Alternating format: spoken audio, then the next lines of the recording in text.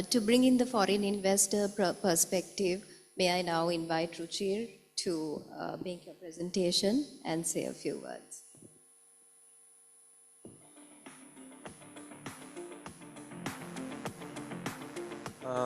Thank you, Ruvini, and especially thank you to Ceylon Chamber of Commerce for inviting me to this conference, and thank you all for attending.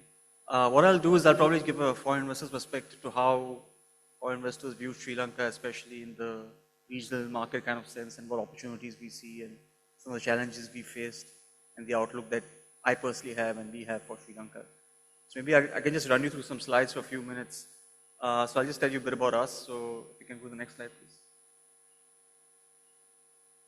So we're Asia Fund Capital. We're based in Hong Kong. We invest in listed equities in Asian frontier countries like Sri Lanka, Pakistan, Bangladesh, Central Asia, Kazakhstan, Uzbekistan, Vietnam as well in Southeast Asia.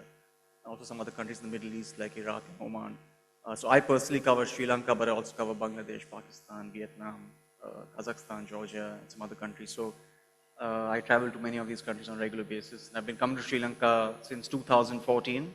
So we've seen the ups and downs that the economies face or stock markets face. I remember valuations in Sri Lanka, which I'll talk about later as well. The PE ratio of the whole market pre-crisis, so pre-2017-18 was at 15 or 16 times.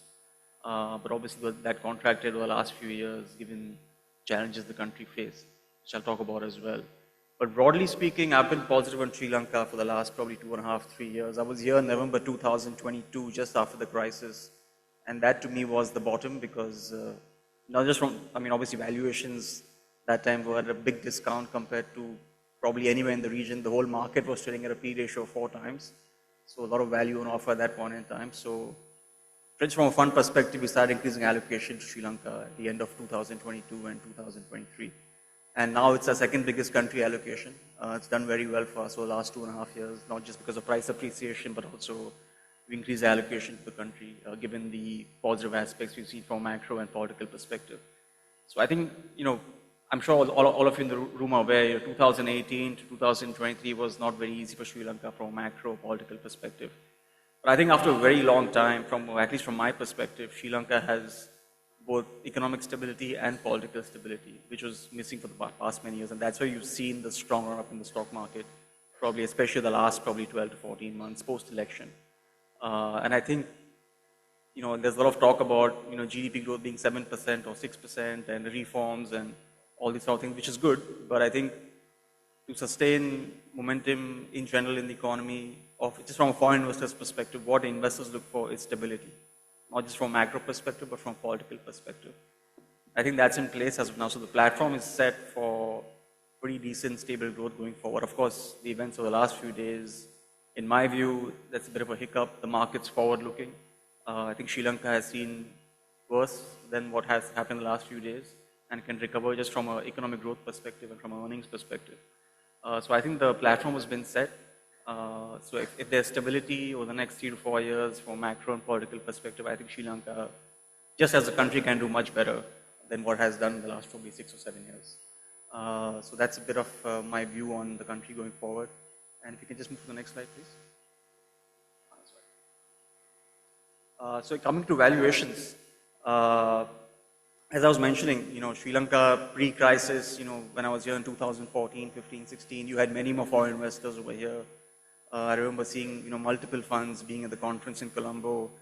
P ratios for the whole market was about 14, 15 times. You had some consumer companies trading close to 20 times. The banks, the private sector banks at 2 times price to book or 1.8 times price to book. But obviously you've seen a big derating since then. You've seen a bit of a recovery over the last probably 2.5 years. But still, I think, in my view, there's still room for the market to re-rate. There's still room for valuations to re-rate. The entire index trades at about 11 times, which is still a discount to where it was in 2014 and 15. But just on a bottom-up basis, if you look at many companies in the banking sector, consumer sector, and some other sectors, they still trade at a big discount to where they were pre-crisis. But if you look at the earnings that have come through, especially this year, have been extremely strong. If you look at the fundamentals of the companies, the return on equity, the earnings, the top line, it's all back to pre-crisis levels, but valuations are still at a discount. So that's why I believe there's still room to re-rate. And like I mentioned, the stability is there for the re-rating to happen going forward. So just some examples. I mean, the companies I mentioned here from Sri Lanka, I'm not particularly saying they're the best or we hold these companies, but there are other good companies also in Sri Lanka. But I just want to give a comparison to regional markets. So the table on the top, I've compared, Commercial Bank of Ceylon, which is the largest bank by market cap in Sri Lanka, to Vietcom Bank in Vietnam, which is the largest bank by market cap. But there's a big difference in the valuation multiples. Commercial Bank of Ceylon is about 1.1 times price to book. Vietcom Bank in Vietnam is about close to 2.5 times. But the earnings momentum is much stronger for in Sri Lanka. Return on equity is higher. So much more stronger fundamentals. So as an investor, when we look at Sri Lanka, I think the banking sector is very well leveraged to the ongoing recovery or ongoing economic momentum in Sri Lanka. And you've seen that come across in many of the banks. So loan growth has been very strong this year for most of the banks, especially in the private sector.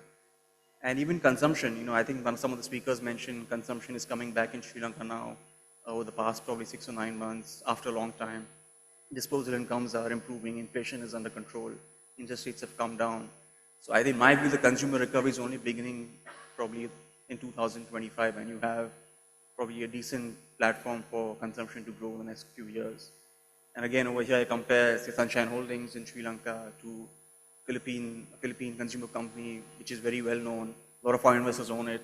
Obviously, the multiple for Sunshine Holdings is slightly higher, but at the same time, the earnings have been extremely strong, as you can see, for the company compared to to the Philippine company, Universal Robina. So what I'm trying to say here is that many investors kind of focus on some of the more well-known markets or the markets which are in the news like Vietnam or Indonesia or Philippines or Thailand. But the bottom-up earnings momentum in Sri Lanka has been extremely strong. I think many investors who did not, participate in the rally for the last 2.5 years, in my view, there's still room. And as if momentum continues from economic perspective, stability continues for next few years, I think you will see foreign investors come back and look at the market again, which I'll talk about in the next slide. So if you look at the chart on the top left, foreign investor participation on the Colombo Stock Exchange was extremely high pre-pandemic or pre-crisis, I would say. Almost in certain years, 50%. And now it's between 5 to 10%. So it's come off quite significantly. As I was saying, when I used to come to conferences here in 2015, 16, you would have probably 12 or 13 foreign funds from all over the world, Singapore, Hong Kong, London, the US, come to Sri Lanka to meet companies, and they were quite excited about the growth prospects, but obviously that has ebbed down a bit. A couple of reasons for that. One is obviously the events of the last few years, that impacted confidence of foreign investors. But at the same time, I think it's not only a Sri Lanka only issue. Foreign participation in many markets, not just Sri Lanka, even some larger emerging markets has come down. So in Vietnam, which is a very exciting market for many foreign investors, the foreign participation is about 10 to 15%. It used to be much higher, about 6 or 7 years ago. Same thing in markets like Bangladesh or Pakistan, foreign participation has come off. There are many explanations to it. One is obviously country level, but secondly, I think you've seen the US market or the S&P 500 completely outperform everything else over the last decade, right? So you have the tech stocks and obviously other companies in the US. S&P 500 has outperformed everything, even India, which is extremely exciting story for many investors, but the US market has outperformed all emerging and frontier markets. You've seen a lot of capital flow out from frontier and emerging markets back into the US. And that's one reason, possibly one reason why you've seen foreign participation come off in many emerging and frontier markets. Will that change? Time will tell, but I think that comes down to the country's macro and fundamentals and the company's fundamentals. And possibly if the stability continues, like I mentioned, you will see foreigners come back, if not this year, then 2026 or 27. And also not just about foreign investors, even domestic participation in the stock market is still low. The chart on the top right, you've seen assets under management for the unit trust industry grow quite significantly over the last few years. But the equity mutual fund industry is still pretty small. So it's about 11 to 12% of total AUM is equity mutual funds. So you've not seen that transition happen from fixed income funds or bank deposits into the equity market funds. So I guess that comes down to investor education or regulators or just the industry as a whole domestically, going out there and speaking to investors and educate them on the positive aspects of being invested for the long term in equity markets. So you've seen in other countries like India, equity mutual funds have grown at an exponential pace over the last probably 5 to 10 years. I think this number can go quite significantly. So I don't think it's only about trying to attract foreign investors. It's also about what the country can do to attract its own domestic investors in the stock market. So if that happens, I think you will see some more activity in the local stock markets in Sri Lanka as well. And a couple of other important indicators. For example, as you have more participation from investors, market cap to GDP in Sri Lanka, as the chart on the top left shows you, is still quite low. So it's about 25, 26%, higher than Pakistan and Bangladesh, but I don't think that's a fair comparison. I think it's better to compare it to more developed capital markets, for example, Vietnam, where again, foreign participation is not very high, but market cap to GDP is 60%. The market is much more liquid. Domestic investors are much more active in the market. Even countries like Thailand or India, domestic investors play a very important role in the stock market development on the capital markets. And that's why you're seeing their market cap to GDP be at a much higher level compared to Sri Lanka. So there's a lot of room to grow this going forward.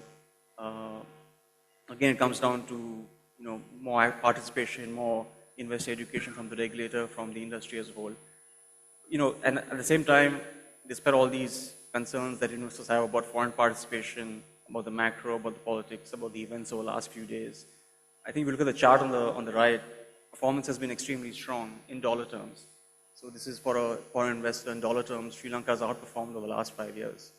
And over the last 5 years, we've seen so many headwinds for the global economy, for the Sri Lankan economy. You've seen the pandemic, the war in Ukraine, high commodity prices, the US Fed being very aggressive in 2022 and 23. But despite that, Sri Lanka has come through. And you've seen a very strong performance from the stock market.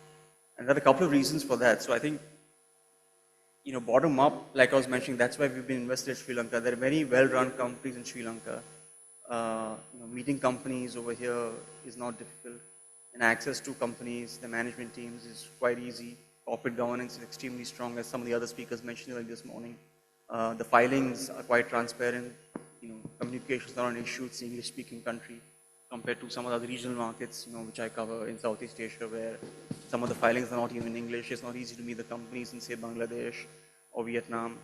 So extremely strong corporate governance, well-run companies, very strong brands. You have some companies over here at the forum, very strong brands have been around for decades, very well-run. So you have that, you have the base set. Earnings have been strong, like I showed for many companies in the tables below, in the tables previously. So that's coming through. So earnings are coming through. That's most important. But also, just from a big picture perspective, I think Sri Lanka's geographic location has still not been tapped fully. Just from a logistics perspective, Port of Colombo, obviously there's a lot of room for growth over there, and also tourism. 2.3 million tourists is extremely small a number compared to even Cambodia, which is doing, I think, 4 or 5 million tourists. So a lot of room for growth across many parts of the country. I think, given the fact that Sri Lanka is now at a good platform for growth, there's stability from a political perspective, from a macro perspective, and even though you've seen the market run up quite strongly, as a foreign investor, it's our second biggest country allocation, as I mentioned. I don't see us, being negative on Sri Lanka for the next few years. In fact, it's amongst my top country picks from the markets that I cover. And I have a very positive view for the next 2 or 3 years. And so far I've been right about it. And it's for Sri Lanka to kind of, drop the ball from here. So ball is in your court, and I think the next few years should be pretty good for Sri Lanka. So with that, I'll hand over back to Rumini, and we can take some questions from the audience and have a panel discussion. Thank you very much.